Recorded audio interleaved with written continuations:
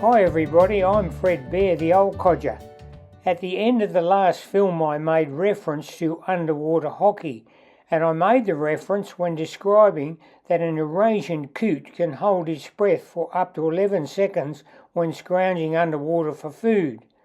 Also, I referred to the fact that my grandchildren can hold their breath for 15 seconds when playing underwater hockey. Before getting into this film, I should explain what it actually is. Underwater hockey started in 1954 in the United Kingdom and was originally octo-push. Underwater hockey is a limited contact sport, although fingers can be broken on occasions. A key challenge of the game is that breathing devices such as scuba gear cannot be used during play, but a mask and snorkel is permitted.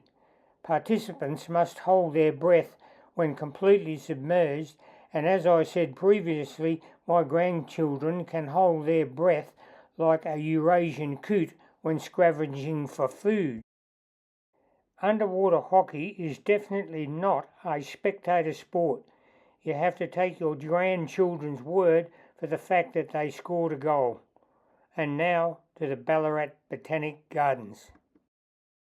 At the entrance there is an unusual structure, the fernery. It's classified as a grand Gothic Victorian plant house, and even though it was interesting from an architectural point of view, what caught my eye were the century plants growing nearby. I've seen these plants growing by the roadside throughout Australia. The century plants were often planted by hotels in days gone by, and being an old bottle collector, I often search by century plant clumps looking for old bottles. But back to the plant. The leaves of the century plant yield fibres which are suitable for making cloth, but I think one of the reasons the plant was planted by hotels was the publicans could slip out, gather a few leaves and brew a tequila-style alcoholic drink from them.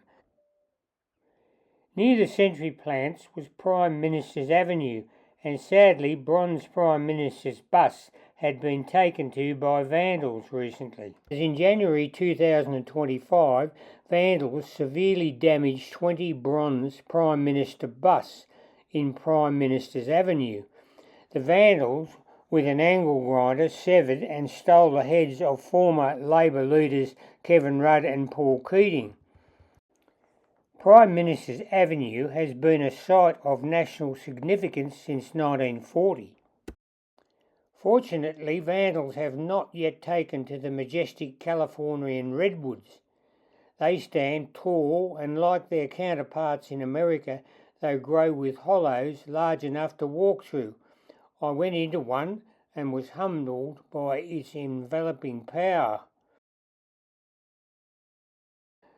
The largest redwood by volume is a giant sequoia in America, and it is known as the General Sherman. It is the largest known living single-stem tree on Earth. The monster redwood is 83.8 metres tall, 11.1 metres diameter at the base. Its largest branch is 2.1 metres in diameter.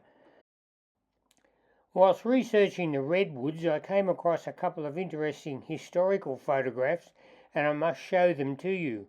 One shows a horse and cart passing through a redwood in America, and the second shows firefighters wrapping the giant redwood with a fire blanket.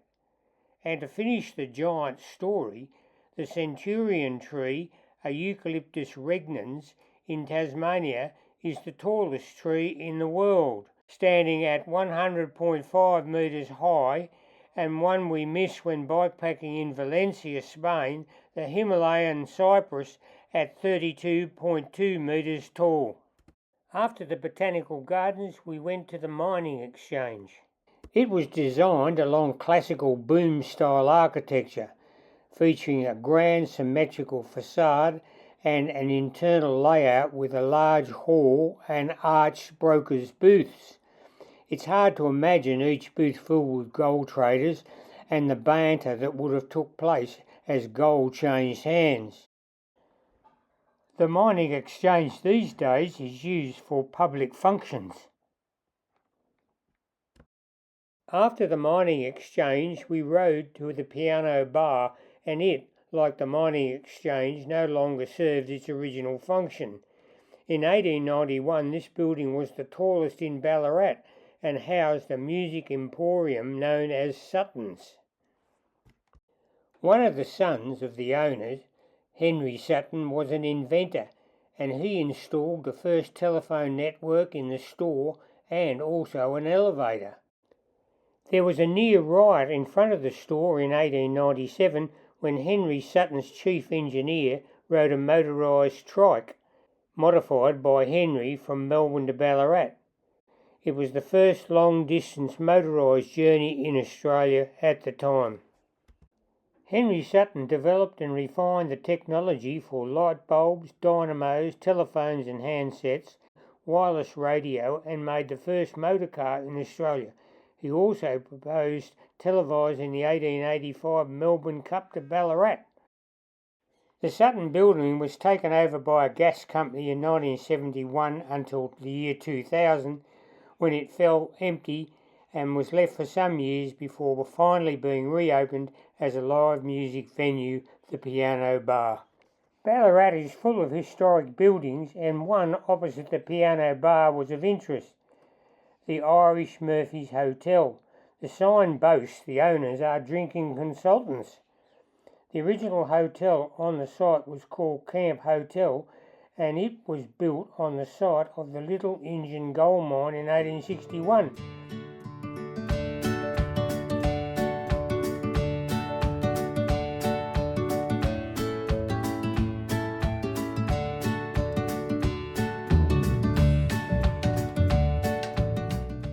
A little further along the way we came to the Chinese Library, and in it is housed a collection of remarkable artefacts and books depicting life on the goldfields for the Chinese during the gold rush period. The library is housed in an 1850s era bank, and it is a perfect place for such priceless items.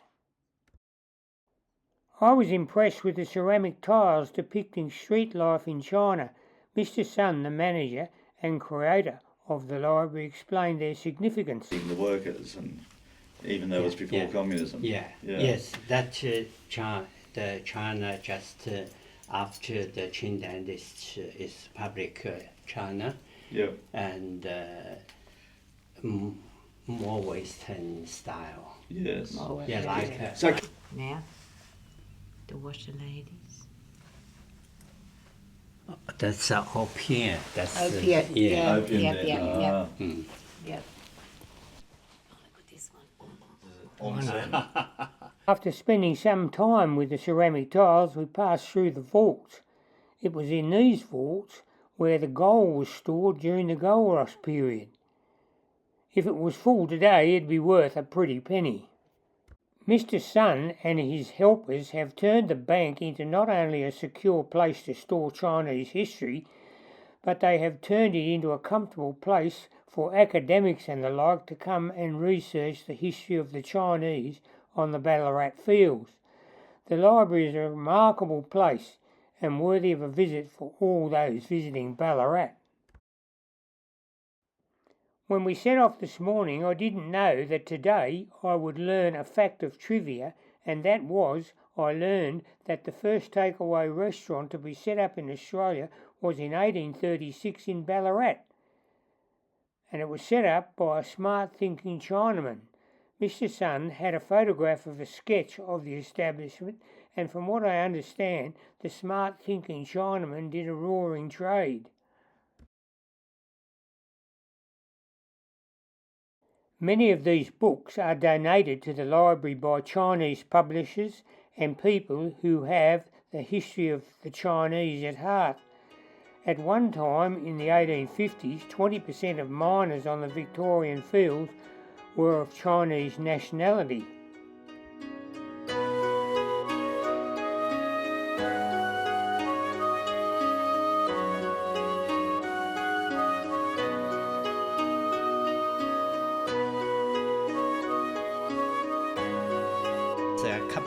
A couple weeks ago in Hong Kong, the auction, the same book is $56,000. Oh. Later in the day, Michael, our warm showers host, took us to the known world bookshop, and what a treasure it was. We mooched about and I found a classic in the true sense of the word. I found Robert Louis Stevenson's My Travels with a Donkey, printed in 1910. The story relates to a walk Stevenson did with a donkey as a pack animal across the Cevennes Mountains in 1878. In the book he describes how he made a sleeping bag, in which to sleep at night. Other books by Stevenson include Dr. Jekyll and Mr. Hyde, Treasure Island and Kidnapped.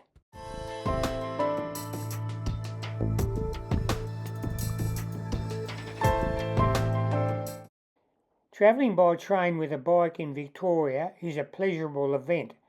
There is ample space for bikes and gear, and other passengers are most tolerant of bike riders. There are straps to secure the bikes, and several passengers actually helped us lift our bikes aboard. Eventually we arrived in Melbourne, and of course it was raining. Melbourne is known for its changeable weather, mainly due to it being located on the boundary of hot inland areas and the cool Southern Ocean. Bev and I have two separate bags on our panniers, one for wet weather gear and the second for cold weather. The wet weather gear came out.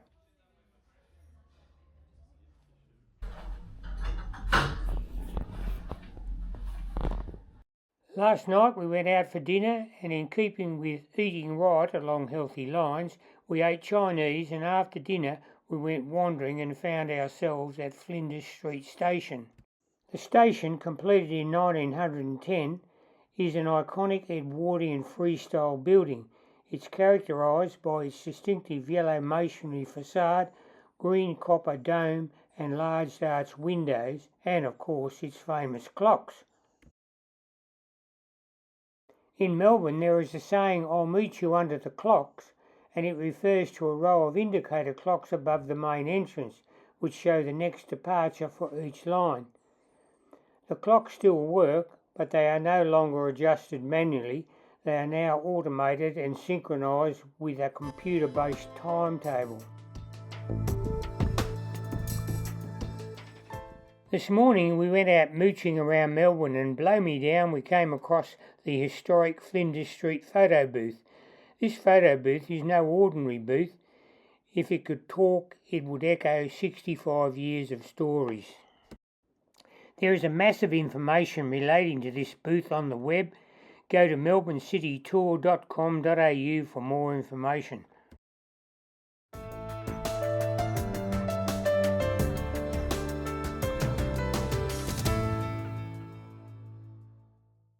Today we returned to the freight company who brought our bikes to Melbourne from Tamworth, packed them up and then had lunch with our friend Salah.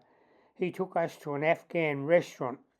One of the greatest benefits of our ethnic culture in Australia is the wonderful diversity of food.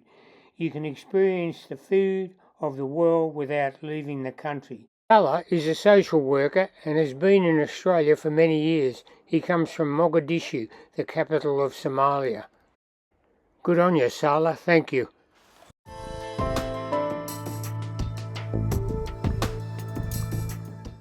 The train ride back to Woy Woy, where we stayed with Beb's brother for a few days, was without event. On the way home we contemplated our ride and the people we met along the way. We thanked them all for their hospitality and friendship. The highlight of the journey for me was it was accident-free, and for Bev being able to do it and achieve what we planned. Bev and I often ride the bike paths around Woy Woy, and of course part of the ride takes us to used bookshops, which are similar to the one in Ballarat, where I bought my 1915 Robert Louis Stevenson book, My Travels with a Donkey Across the Cevennes. There are op shops too, and in one I found two bear mascots identical to our lost bears, T-Bear, B-Bear and A-Bear. When I started going through the hidden box under a bench, I couldn't believe my luck. I found 3 beanie bears, one purple, a green one and a yellow one.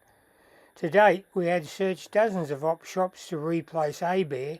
we lost in Torquay when riding down the Mornington Peninsula on our way to the Great Ocean Road. And here they are, Fred and Bev Bear. I promise all that this time I will make sure they cannot jump off our handlebars. I went to pay for them, and the shop assistants asked why I was buying them. I told them the story about our association with beanie bears. Our son went to China as a cameraman on an expedition to climb the second highest mountain in China, and he took with him a beanie bear named Smash Bear. And from then on, Bev and I have also taken a beanie bear along as a mascot. Unfortunately, we have lost a few in our travels. The first bear, T-Bear, was lost when riding in Dresden, Germany, and the second, B-Bear, we misplaced on a flight to Zurich, Switzerland, and the most recent loss was A-Bear when riding down the Mornington Peninsula on our way to the Great Ocean Road. I like to consider that beanie bears are our guardian angels. Look, we've searched all the op shops in Melbourne looking for these bears. You could charge $100 each instead of $1 each.